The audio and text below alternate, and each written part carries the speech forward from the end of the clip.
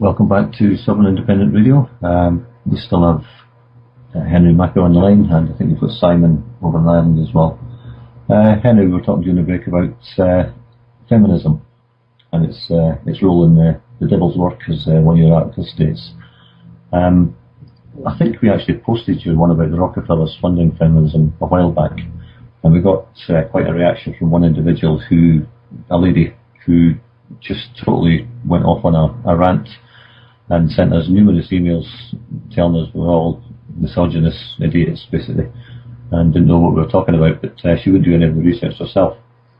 So can you give us an insight into how feminism came about? And, well, I think we know who funded it, but maybe you could enlighten us on that as well.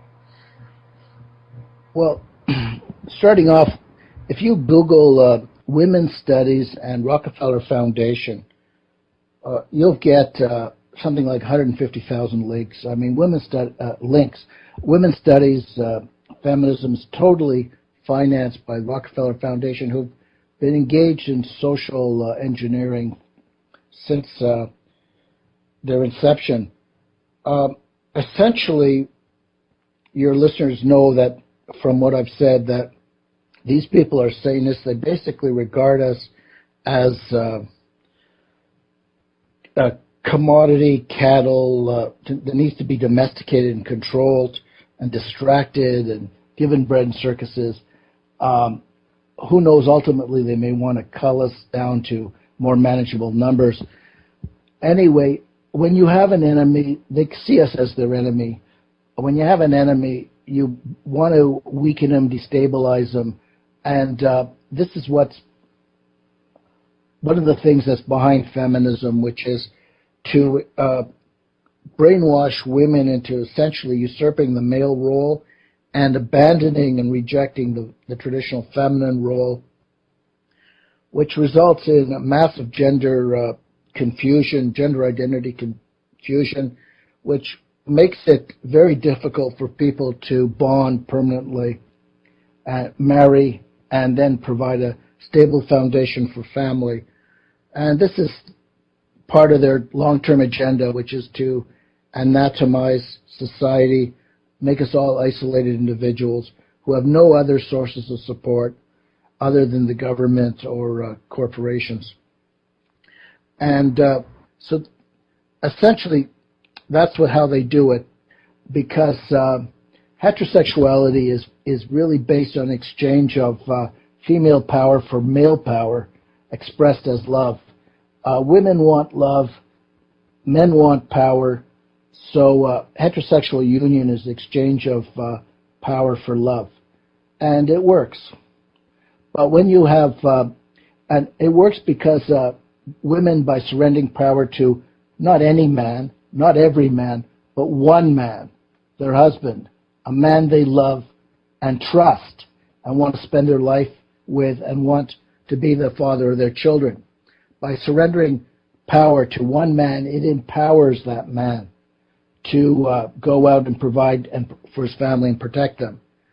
And now, when women are encouraged to, instead of surrender power to one man or husband, when they're encouraged to challenge men, distrust men, fear men, see men as predators, and compete with men, they essentially emasculate men, because instead of empowering them, they emasculate them and disempower them.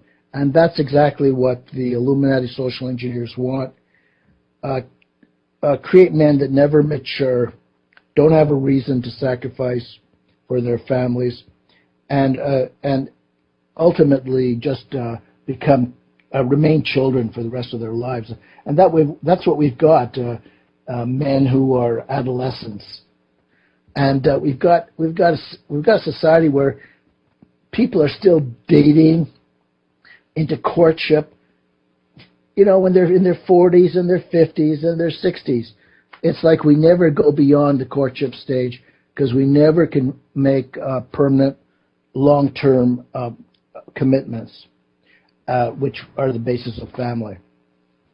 So this is deliberate, and they've admitted it, as some of your listeners know. They've admitted it to Aaron Russo, that feminism is social engineering, and unfortunately, women have been, they're going to be able to enjoy good jobs for a while, but if and when a depression hits, they're not going to have jobs, and they're not going to have families, and they're not going to have husbands. They're just going to basically be left high and dry. They've been had. I'm sorry for them, and I'm sorry for all the men who've lost out on the support and love of a feminine woman.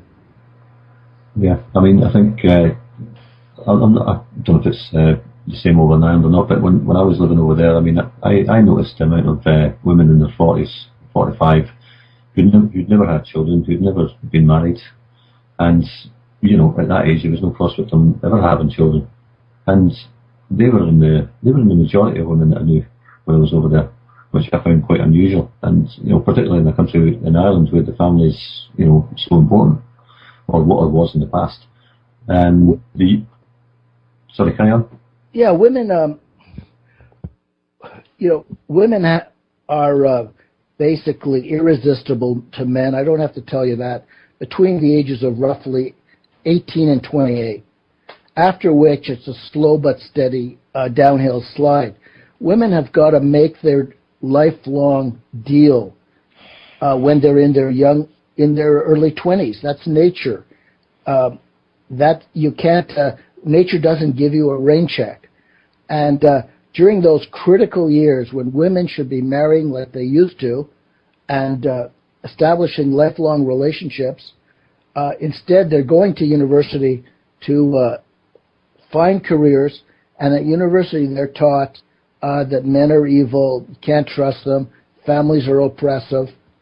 This is a case of wholesale betrayal and treachery on the part of our educational and political establishment, because no society that has its own welfare at heart would turn men and women against each other, their own men and women, turning them against each other. But that's what they've done. That's what feminism has done. We've been subverted, and we have to look at the people who subverted us as traitors, because that's who they are. And the traitors to humanity, obviously. Absolutely. Yeah. And for your readers' interest, this is all online, but I've collected all my articles on feminism in a book called Cruel Hoax, Feminism in the New World Order. And I also have collected my other articles on the Illuminati in two books, Illuminati, the Cult That Hijacked the World, and the sequel, Illuminati 2, Seduction and Deceit. Okay. Yeah, there was an article there a while ago. It was about 2 years ago, and it was actually in a magazine, and it was a magazine aimed at kind of teenage girls, and it was kind of talking about feminism, and it was talking about empowering women. And after I think we did post it on the Sovereign Independent, but it was actually encouraging young teenage girls to get sterilized so that they wouldn't have any problems with work or anything like that. Like, this is the type of insanity that they're pushing out to teenage girls. It's absolutely crazy. The goal of communism, which was always funded by bankers, has been to destroy marriage and destroy family, and essentially turn women into a kind of public utility. In other words, prostitutes. That is the goal and ideal of communism. And we're seeing it being played out today, where women are consciously and unconsciously taught to be whores. Essentially, they're taught that they will get love and attention by giving their bodies as soon as possible to all and sundry. That's the message. You Yeah, one of the articles actually sent me kind of links into that Hollywood's Savity and Sex propaganda, where anything goes. It doesn't matter. It doesn't matter what the consequences are. Homosexuality. Yeah, that was all in there. Homosexuality is huge. The experts on homosexuality still today, if you go to a website called narth.com, they know that homosexuality is due to gender confusion, gender identity confusion. Basically, the male thinks he's a female might think he's a male, she's a male, and this is always due to dysfunction in the family. It's very rare that it's natural, although sometimes it's due to imbalance in hormones in the fetus. But in the vast majority of cases, it's due to dysfunction in the family or to sexual assault while the boy was a youth. And to go and promote homosexuality in the schools, it's a developmental disorder. Homosexuals themselves will tell you they're not happy. They've told me they're not happy. To promote same-sex attraction in the schools proves to us that we've gone off the deep end, and the inmates are in charge of the asylum.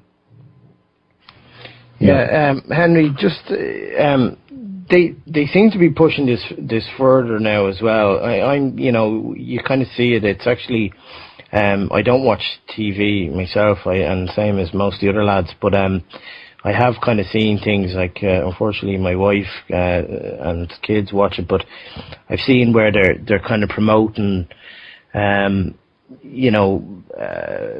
of relationships with, different age gaps.